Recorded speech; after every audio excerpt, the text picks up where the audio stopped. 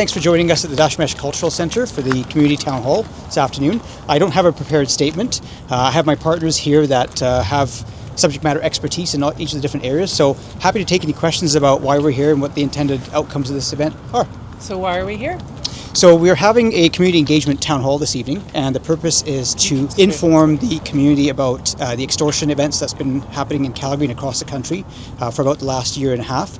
The objective is to provide some preventative measures, tips for how community members can safeguard themselves, their homes, and their businesses, provide updates in the investigation where we're able to, and then encourage reporting, because we believe strongly that the community has a lot of information, but oftentimes there's a hesitation or a reticence to report because of fear of reprisal, stigma, or taboo in working with the police. And so we also have partners here from Crime Stoppers this evening, and we're going to reassure members of the community that there's a way that this information can be reported under a guise of anonymity, and each and every tip that Crime Stoppers receives will be followed up by the law enforcement partners who are here today.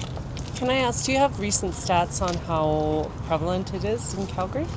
Yes, of course. So working with our partners from the Alberta Law Enforcement Response Team, we are collectively investigating 21 extortion-related events in and around the Calgary region. And of those 21 events, 11 of them have manifested themselves in shootings or other types of violence.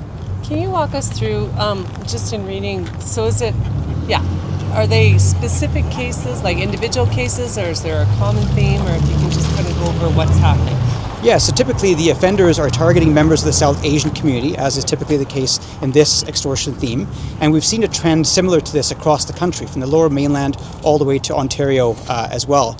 And in many cases, members of the community are being targeted through a series of scam-type calls or using online chat platforms where the offenders are requesting large sums of money from the victims and are making threats that if the sums of money are not paid to the offenders, then they will face retribution in the form of violence. And are both folks here in Calgary, or where is it? Like the victims are here and the offenders? So it's difficult to ascertain exactly where the offenders are. As I said, our teams are working both locally, regionally, and nationally to investigate commonalities and similarities in where the offenders are located. For the matters that we're investigating, the victims are here in Calgary, but it's believed that some of the offenders may be local, national, here in Canada, domestic, or even overseas in some cases. And why is this happening?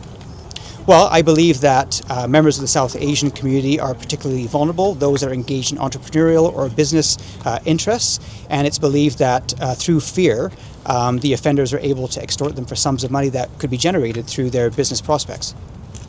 Deputy Chief, these town halls, is this something that we're going to see more of? Because you're going after this one particular crime, but there's many others as you're aware of. Is this something that we're about to see more of, these town halls? Absolutely. So for the Calgary Police Service, communication and transparency is absolutely key. We want to reassure Calgarians that right now, for this particular matter, this is public safety priority number one for the Calgary Police Service. And it's our job to reassure the community that we are taking each and every complaint that we get seriously and working with our partners, as we said, to bring some closure and reassurance to the victims and complainants on these files. What are you hoping to hear tonight?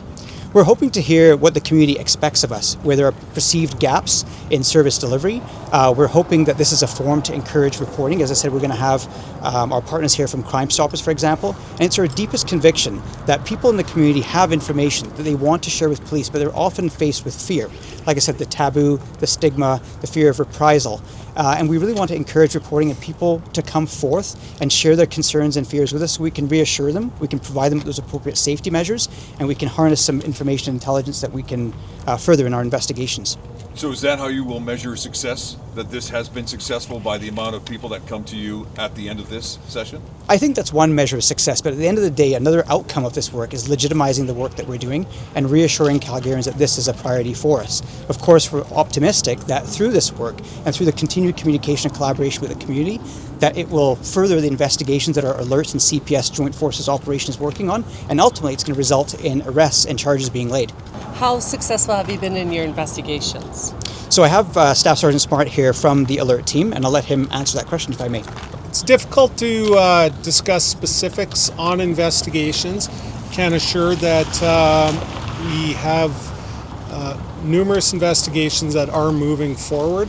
We're employing a number of techniques to gather the necessary evidence to ultimately disrupt, dismantle, and stop these extortions in this community. So, what are some of your coming from overseas, like an organized organized crime from overseas, from the mainland?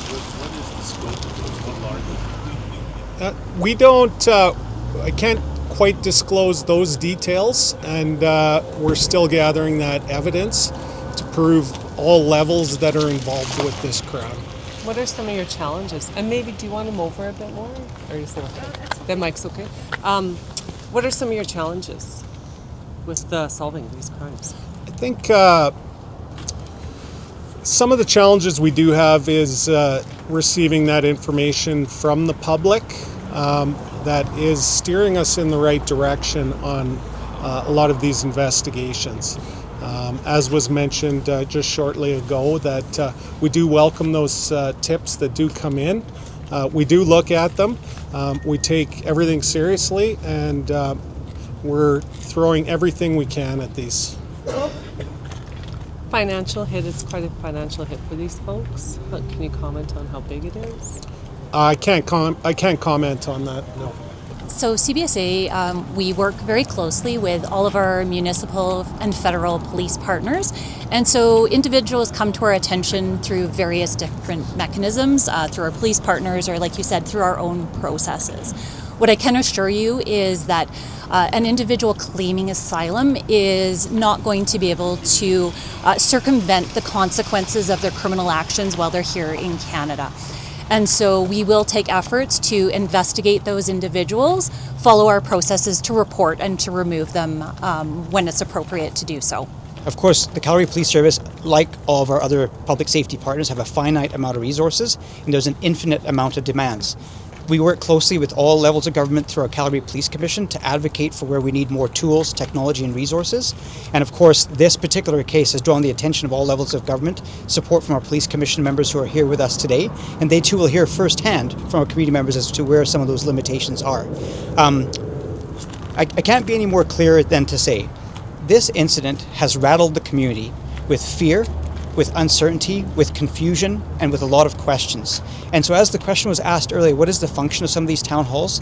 The function and the outcome is to provide reassurance to the community that we are standing shoulder to shoulder, nationally and internationally in some cases with our law enforcement and public safety officials, to make sure that we have answers for the community, that we're investigating these crimes with a level of sensitivity, cultural inclusion, and in a way that we can provide some answers to the community. And so, as was asked earlier, will we see many more town halls like this? Absolutely. We will be where community needs us at whatever time that they need us to provide those reassurances and the answers that they need. Lack of information sharing within the police departments and other agencies is the other big issue. What are your thoughts on that? That's a great question. That's why we're all standing here today unified to ensure that information is traveling seamlessly. So I can tell you that we know that some of the extortion series have happened in the Lower Mainland, in Surrey specifically. We've had investigators from Calgary go to Surrey, investigators from Surrey come to Calgary to share information. There's a national working group, there's some meetings being held next week that Calgary Police Service is participating in. And for the Canadian Association of Chiefs of Police, there's an organized crime committee meeting that's happening next week in Ontario that I am attending, all with the view of sharing information seamlessly across the country. And so here in town, because we have the support of our Alberta law enforcement response team partners and from the CBSA, we're able to make sure that information travels on a daily basis, regularly, and without any impediments.